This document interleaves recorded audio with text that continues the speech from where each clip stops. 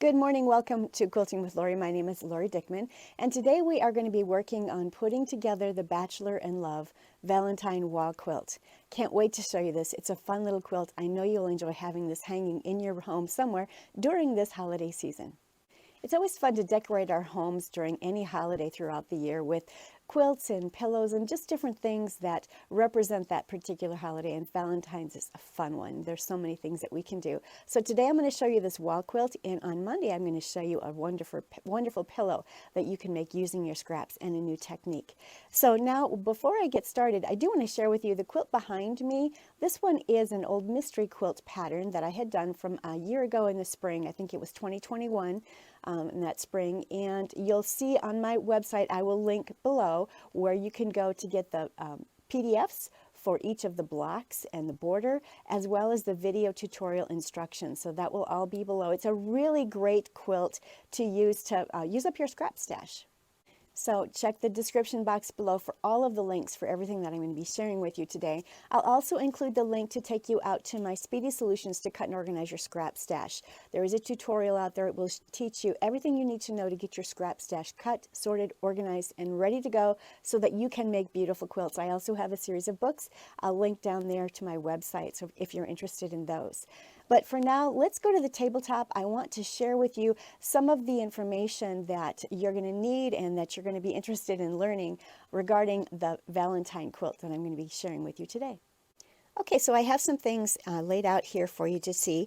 The PDFs that I've included, and there are links in the description box below. They do include the information on not only the blocks, but also on the quilt. This is the quilt that I'm going to be sharing with you today. So we're simply using one of the Hearts and Flowers blocks and 8 of the Bachelor in Love blocks. And these were 2 blocks that I taught in my 52-week series. This one is the Bachelor in Love block is week number 20, and this one is week number 21. Again, all of the links are below so that you can see how to make those blocks. So here is my Hearts and Flowers block, and here are my Bachelor in Love blocks. Now what I did, I had some fabric remnants in my stash.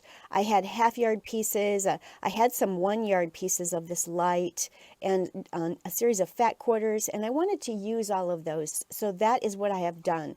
So I have 8 of these Bachelor in Love blocks ready to go. These blocks have been squared up to 12.5 inches. That's really important to square up each of your blocks. I'm only going to need one of these, and we are going to simply encircle that block here.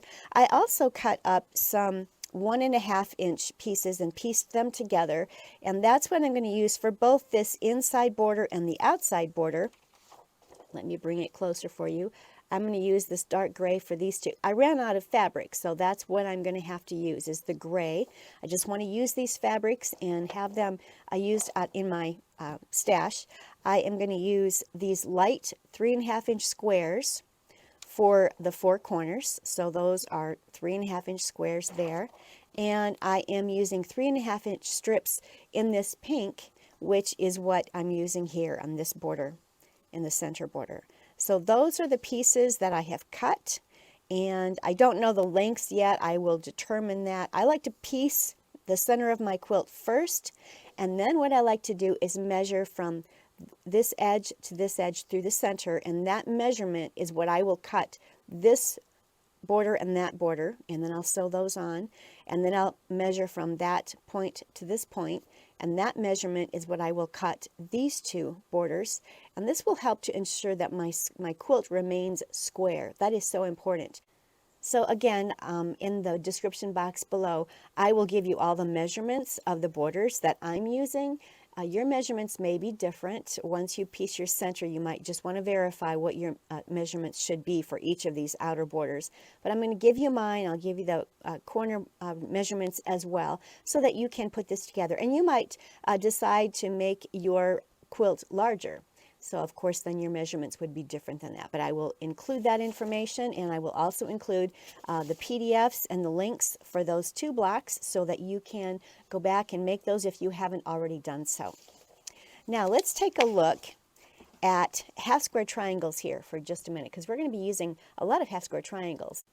There are a variety of ways to make half square triangles, and in all of my Scrappy Solutions video tutorials, I teach you how to pull larger squares from your stash and put two different values together, right sides together, draw a diagonal line, and then sew a scant 1/4 inch on each side of that diagonal line, cut on the diagonal line, and open, and you have a one, or actually you're going to make a pair of half square triangles with each pair of squares that you pull from your stash. This is a more secure half square triangle in that the diagonal or the bias is sewn within that quilt or that square right there. So there is very little stretch or very little give on that. The outer 4 edges of half square triangles made this way are on the crosswise and lengthwise grain of fabric. So therefore, these are very sturdy half square triangles. There are other ways that you can make half square triangles which are really fast, and you can create quite a few of them, but you will end up with the squares having the outer edges being on the bias, so they're much more stretchy, and you do have to be very careful as you're sewing with them. I'm going to show you a couple of different methods here using some different rulers that you might have in your arsenal of template rulers that will help you with half square triangles. So let's take a peek at this. So because I had a total of 8 blocks that I wanted to make of the Bachelor puzzle, Bachelor in Love block, I wanted to make my half square triangles really fast. I just wanted to make a whole bunch of them very quickly. And so I am using my slotted trimmer. This actually is a square up ruler, but I'm using it to actually create my half square triangles. Now, my half square triangles definitely were all on the bias, so you'll want to keep that in mind. The only part of the half square triangle that was not on the bias is this seam line right here, and I'll show you this. So what I did, I took strips, and if you have strips in your stash, you can do that. These are 3-inch strips that I pulled, and I have sewn, I don't know if you can see this very well, I've sewn a scant 1/4 inch on both sides of that strip. So if you look there, they're sewn a scant 1/4 inch all the way up and down those strips. They're right sides together. And then what I simply did is, and I'm trying to create 3.5 inch half square triangles. So I found the 3.5 inch line on my clearly perfect slotted trimmer, trimmer A. Found the 3.5 inch line. I want to match that seam line there to the seam line on one side of this strip. So I simply came down here, matched it up. Let me move it a little bit. And what I did then was cut this away, and here we go. I have a 3.5 inch half square triangle, and I simply went back and forth across this strip, which has 1/4 inch seam allowance on both sides. Just continue doing that, and every once in a while you might have the peak of your triangle that has a stitch or two. Just pull it out. It comes out really easily. And then I'm simply going to take them over and press them. You can either press to the dark on your half square triangles, or you can press them open, whichever you prefer. If you press them open, that does give you a much flatter seam when you're putting a lot of these together. That's a great way to do it. But make sure then your seams are stitched with a smaller stitch length, a 2 probably, when you're doing that. So there's a couple of ways to not only make the half square triangle units, but also just to press them open.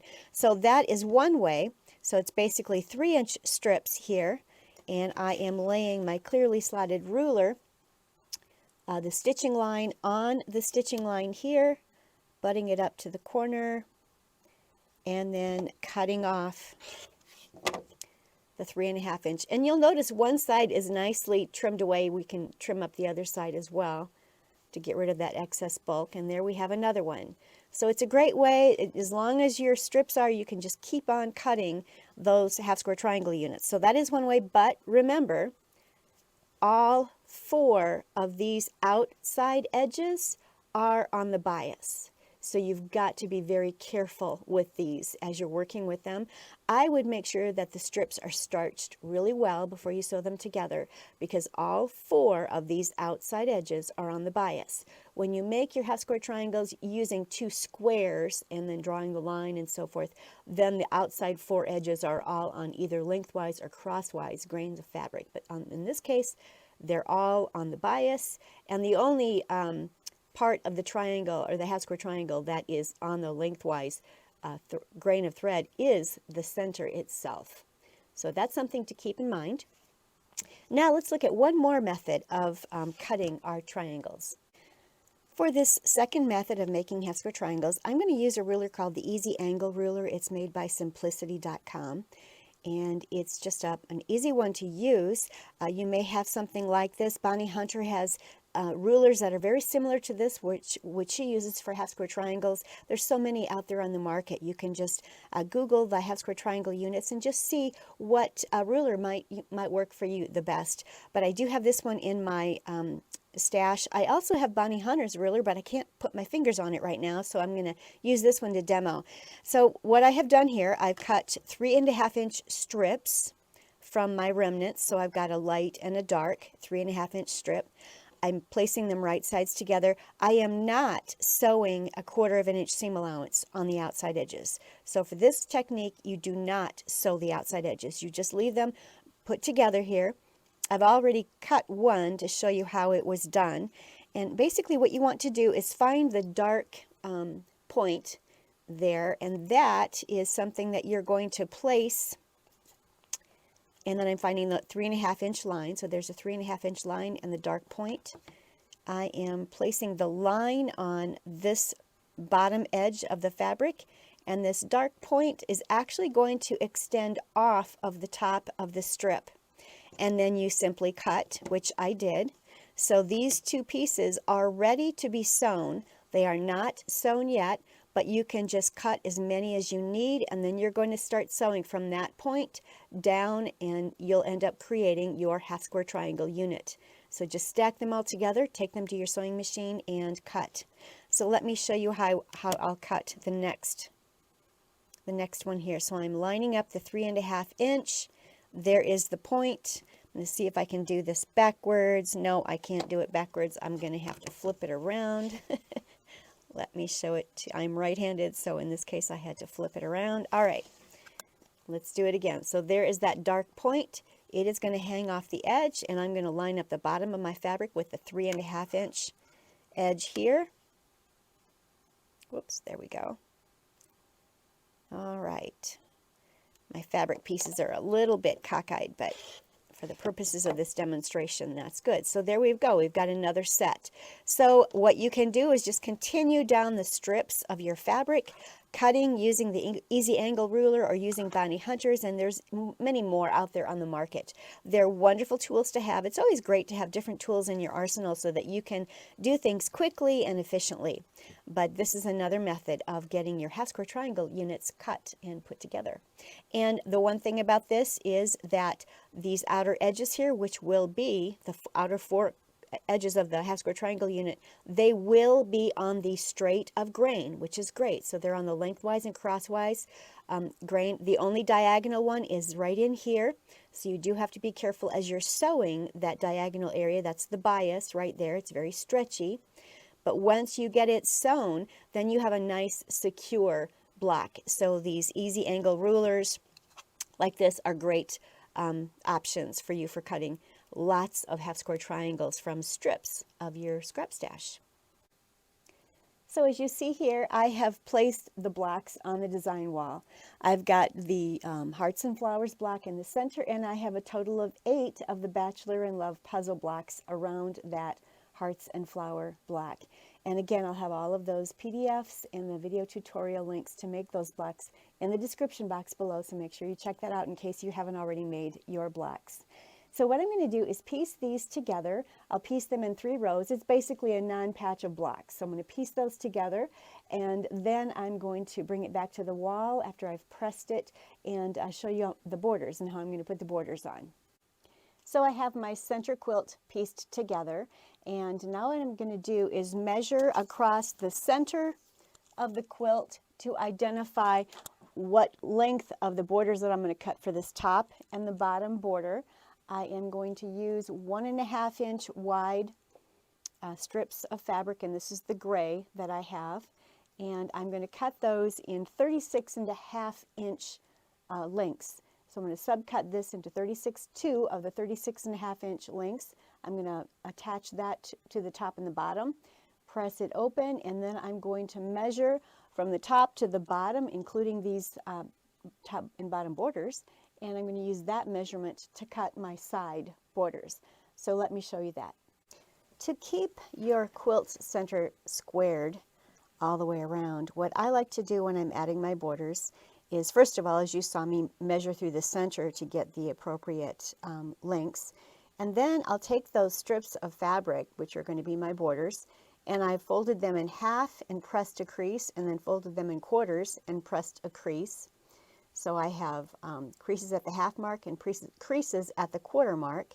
I'll do the same to the quilt itself, and then what I'm going to do is match up that crease, right sides together, to the crease on the border to the crease on the quilt, and then of course the end pieces will pin those there, and then I'm going to match up the crease on this border and the crease in the quilt.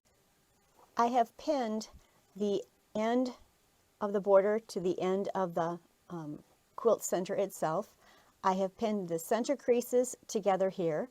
I have pinned the quarters that I had folded in. Pinned that crease to match this as well.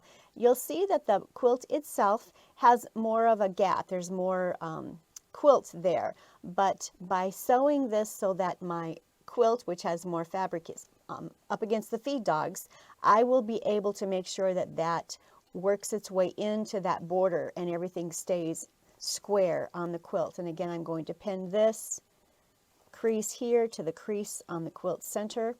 So I've got my ends pinned, I've got my center on that, the creases match and they're pinned, and I have these quarter points pinned as well where the creases are to the border and the quilt. And then I'm going to make sure when I place this on my sewing machine, the part that has the most fabric, which in this case is the quilt itself, that's going to be up against the feed dogs, and I'm going to stitch my 1/4 inch seam allowance all the way across, and that's going to help to feed in the excess so that everything remains square. And I'm going to do that with each and every border that I attach to my quilt center. So I'm going to follow this same process with each and every border that I put on my quilt. I want to make sure that my quilt remains square. So what I'm going to continue doing is measuring through the center, either this direction or this direction, depending on which borders I'm putting on. And right now, because I'm putting on the side borders, I measured what it was from the top to the bottom here, cut those borders that length, and then I made sure that I pressed creases in the halfway as well as in the quarters, and did the same thing on the quilt so that I can match creases from the border, creases on the quilt, pin them together, and then when I lay it on my sewing machine to sew it, the feed dog will help to feed any excess that you might have. And it will help to make sure that the quilt remains square. The goal is to make sure the quilt remains square. If you're just whacking off pieces of border and just sewing them on there and trimming it away, you're going to end up with a very wacky quilt as a result. Make sure that you follow this process and to ensure that your quilt does remain square all the way around, all the way to the very edge. It's going to hang much nicer on the wall, and it's going to look so much nicer. Plus, when you're quilting it, you won't lose your mind trying to ease in all of that excess fabric that's out there in those borders. You get lots of nice waves if you put your borders on without measuring through the center and squaring it up. So here you'll see I have the quilt back on the design wall. I've got all 4 of the inner gray borders on, and now I have the top and the bottom pink border on. And I'm going to add the other inside. These are the inside borders, and they're wider. And for these outer 2 borders here, they're going to include the 3.5 inch square. So those are the corner squares.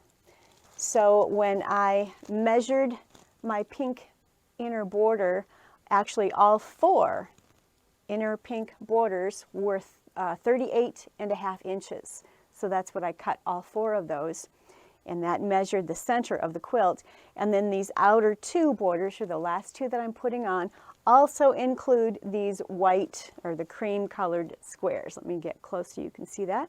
So I have sewn those onto all 4 ends of these 2 borders. And then you'll see that I did fold them in half. I have a crease at the half mark, and I folded in quarters, and I have another crease. I'm going to do the same to the quilt so that there'll be a crease at the half mark and then the quarter marks, and I will match these borders up, those creases, to the creases on the quilt to make sure that everything remains square. And in between those pins, then that feed dog can help sew in any excess fabric, and it will evenly distribute it across that edge of the quilt. The quilt is back on the design wall again, and I've decided I'm not going to add the outer gray borders. I like it just the way it is. If I did add the outer gray borders, again, I would follow that same method where I'm measuring through the center of the quilt and taking those measurements and cutting my outer borders using those measurements on each side, top and bottom. And it just really helps to make sure that your quilt remains square so that you don't have those waves on the outer edges of your border. If you're wondering why I measure through the center, oftentimes the center of your quilt measures shorter than your edges. And so that's why it's important that you get things squared up. So I always like to use that center measurement of my quilt to cut the borders on the 2 sides or the borders on the top and bottom as I put on those additional borders. Doesn't matter how many borders I add, I like to continue using that method with each and every border. I really like how it turned out. It's a very pretty quilt, and I used just scrappy remnants. I don't have much of anything left. I have enough of this pink that I think I'll bind the quilt with that. So I have enough of that left over. That's what I'll probably use for binding. I only have this much of the light fabric left, so a lot of this I will get scrapped up and add it to my Speedy Solutions scrap stash. And of course I do have these 1.5-inch strips, which I'll add to my additional strip container. I've got strips that I cut from 1.5 inches to 3.5 inches wide, and I just keep those handy so that I can do some strip piecing, and that's what I'll do with this. I'll add it to that bin, and then I have just a little bit of this gray left, so I can certainly cut this all up and add it to my Speedy Solutions for additional squares for additional quilts that I'll be making. Or you could just put it back in your containers, however you like to store your fabric. Again, go back to my Speedy Solutions to Cut and Organize Your Scrap Stash video, and it'll show you exactly what you can do to help you get your scrap stash cut, sorted, organized, and stored so that you can actually use it to make beautiful quilts. I did show you today a couple of different techniques on how to make half square triangles. One of the techniques that I use often, that you see in most of my videos, is where we're pulling squares from our Speedy Solutions scrap stash. We'll pull squares that are in 2 different values, lights and mediums, often are mediums and darks. We'll put them right sides together.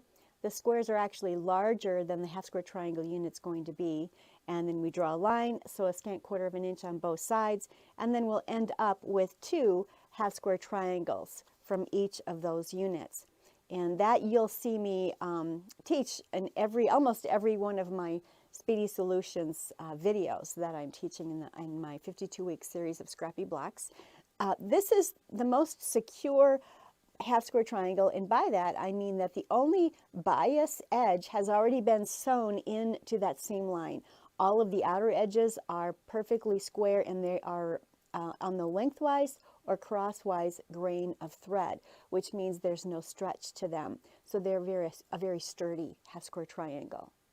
I do hope that you'll try at your hand at creating half square triangles using some of these rulers that I taught earlier today in this video. There's so many ways you can create half square triangles, and I've only touched the surface. I'll be producing more videos which will show you even more ways to create half square triangles. But today I just wanted to make sure that you saw how to put the quilt together. There's so many ways you can do this. You can make it much larger.